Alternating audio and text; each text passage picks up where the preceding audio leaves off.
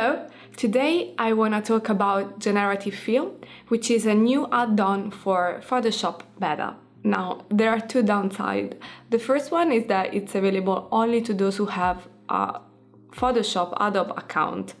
And the second one is that it's available only and you can use it only when you have an internet connection. If you're not subscribed to Adobe, you can still try Generative Fill. Obviously, what you are going to try is not as good as the one in Photoshop Beta. But you can still try removing object, adding object, and generating different things. To do that, you need to go into Adobe Firefly. So I'll type Adobe Firefly. You need to log in with your account. If you don't have one, you can sign in. This is completely for free. And then once you are logged in, you scroll down here and you just press on this generate button within the Generative Fill.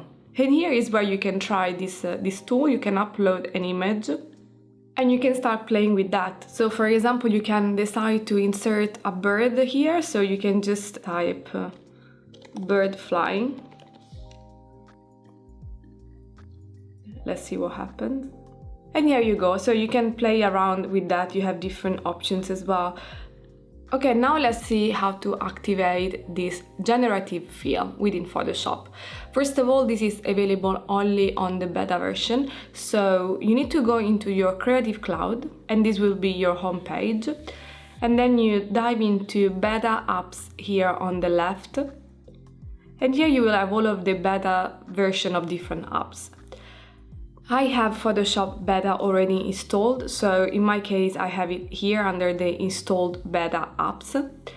But if you don't have it installed, you will see it below these desktop apps with the install button on the right side. So what you need to do in that case, you just need to press on the install button and everything will be automatic. Once you installed Photoshop, you will have it here under the installed beta apps as I do.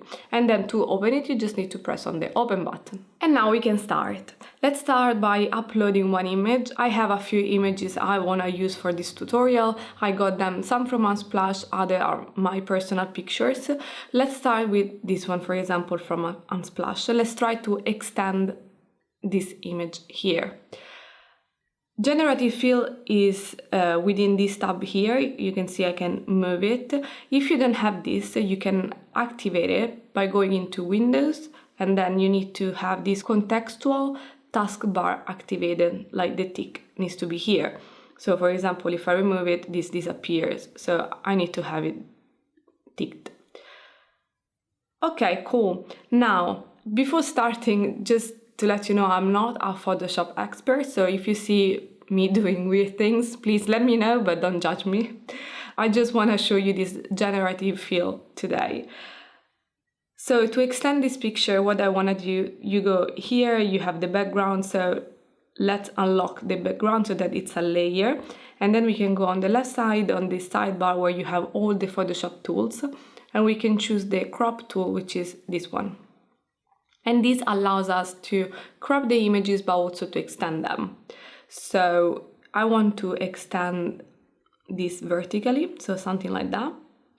And as you can see, we have just created an area where there is obviously nothing. And we want to fill this area with the Generative Fill. Press Enter.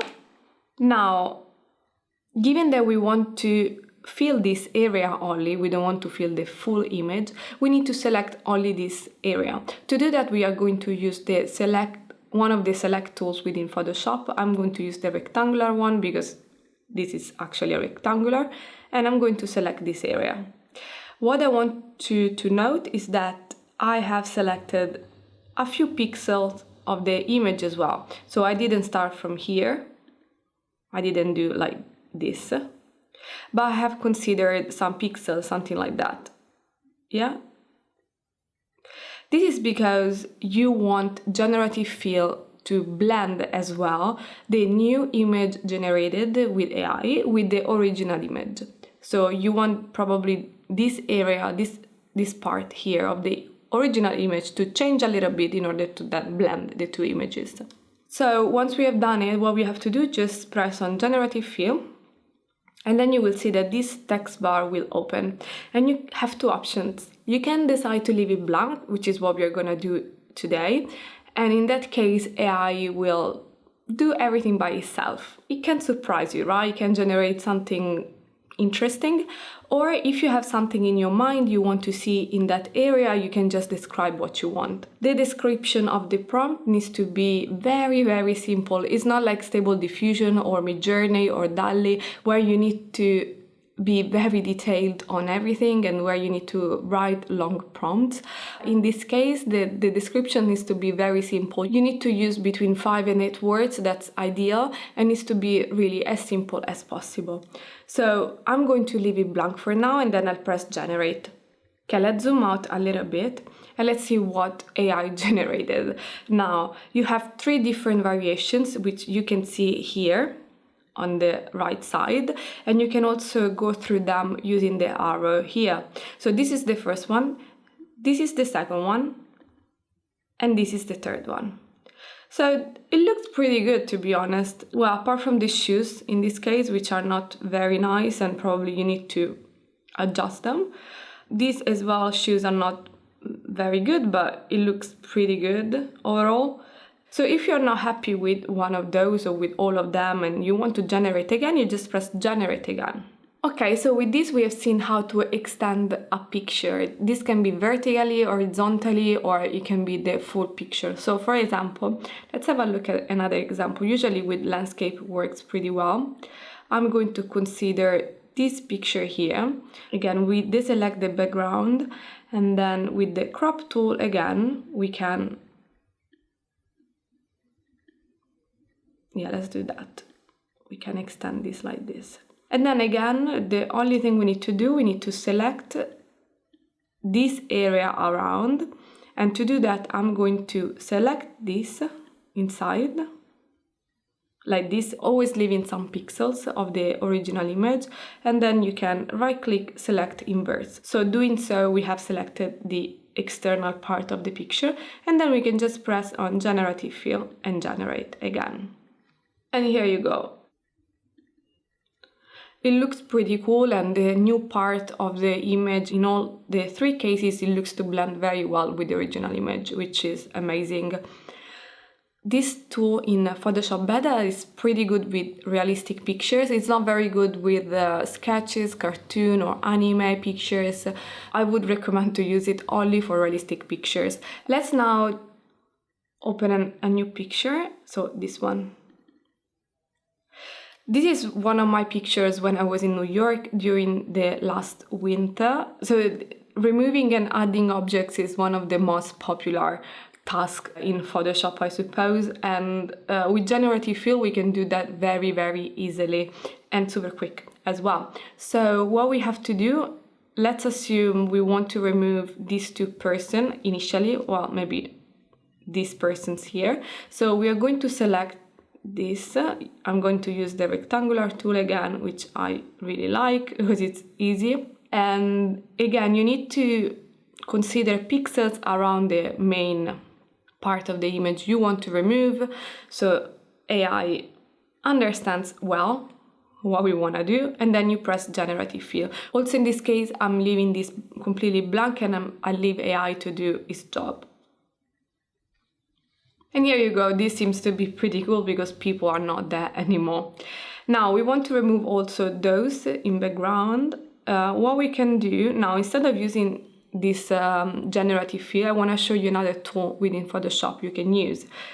And this is the Remove tool on the left side. So with this, you just need to press, obviously, on the original image, because all the time you need to work on Photoshop, you need to have activated the layer you want to work on, and these people are on the background layer, so I want this to be activated. The generative layer is just, this part I've just modified, so I don't need to consider it. So I'm going to press on the background one, and then I can just hover over these people to remove them. Yeah, very easy. I can use this remove tool because these people are very small, they are in the background, but if they were bigger, like the first two people we removed before, I don't think that remove tool is the best tool to use. Probably best to go with the generative fill. Okay, cool. So I think that's it. I removed all of them. I have a perfect clean image where just me on Brooklyn Bridge, and yeah, in reality there were plenty of people. It was completely packed, but it looks good. Now, to have the full picture, you can then merge, if you're happy obviously with what you created, you can merge layers, and then you have the picture ready to be exported and posted on your social media. Now, let's open another picture. I will open this one from Unsplash again. Okay, let's assume we want to change something inside this picture. Let's assume we want a lake here, yeah? So what we can do, we can, again, select with this part, because I want to have a lake here. And then I'm gonna press on Generative Fill, and then I'm gonna type lake. So simple, like just one word, and press generate. And here you go, you have 3 options again. This is quite cool. Okay, let's choose this one, for example. And what I wanna do now, I'm going to merge these two because I'm very happy with this. And let's say that I want to add a monkey here. So in this case, I'm gonna take the lasso, and now I'm going to take this selection, and then I can press on Generative Fill and I can type monkey. I wanna add a monkey here. And here I have a massive gorilla, another gorilla, and oh, this is quite cute. It's nice. However, let's assume that we are not happy with those. Also, as you can see, like, they are not very realistic pictures, I would say. Let's assume that we are thinking about another type of monkey. So what we can do, I can open the picture of the monkey I would like to see there. In my case, it's this little cute. I can select object, so it's gonna take the monkey only. Actually, as you can see here, like, there are some hair coming out, so I can expand this selection. With Photoshop, it's very easy. You can select, modify, expand, and I can expand by 20 pixels, so I have a larger, you see, selection now. And I can right-click again, and I can layer via copy, so it's going to create another layer with the monkey, without the background. So here you go, you can see. So what I'm going to do, I can drag and drop this into my picture, this one, or copy and paste, it's up to you. I can press Command T or Control T, depending if you are Windows or Mac, and I can resize the picture. You can hold Option on Mac for maintaining the proportions of the monkey. And then I'll position the monkey on where I would like to see it. I'm going to cancel the generative layer I created before, so I don't have the other monkey. I'll merge these two. Now, I'm going to select this area again, maybe a little bit bigger, like this. You press onto Generative Fill, and then you type monkey, and then you press generate. And here you go, like, seems pretty good now. Like, the position is very similar, and also the monkey looks similar to the one I picked before. Okay, cool. Now, the last one I want to show you, I can open a new one, is to generate an image from scratch. So you can, let's choose this one for example.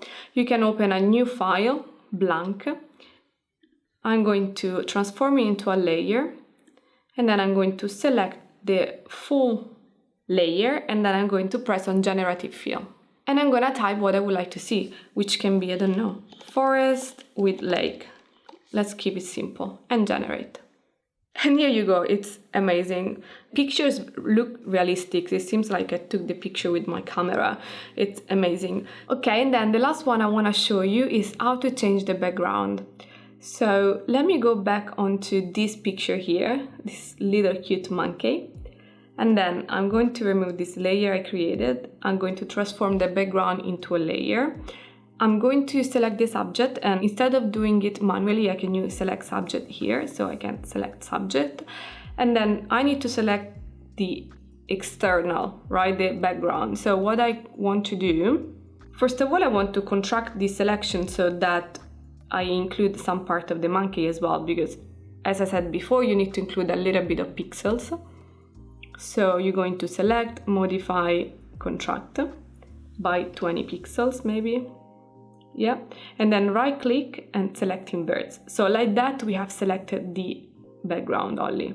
As you can see here, I have this part of the stone. So if I don't want to be sitting on the stone, probably I need to remove it, and I can select the lasso tool and then select this subtract from selection, or in my case I need to add this part to the selection because I wanna change it. So I'm going to select this, add to selection, and I'm gonna go like this.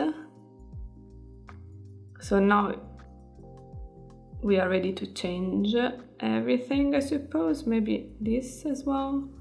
We want to include this a little bit. Okay, and then I'll press Generative Fill again, and I press Forest. Yeah, and you can see now she's sitting on a trunk, or well, here's a stone again, but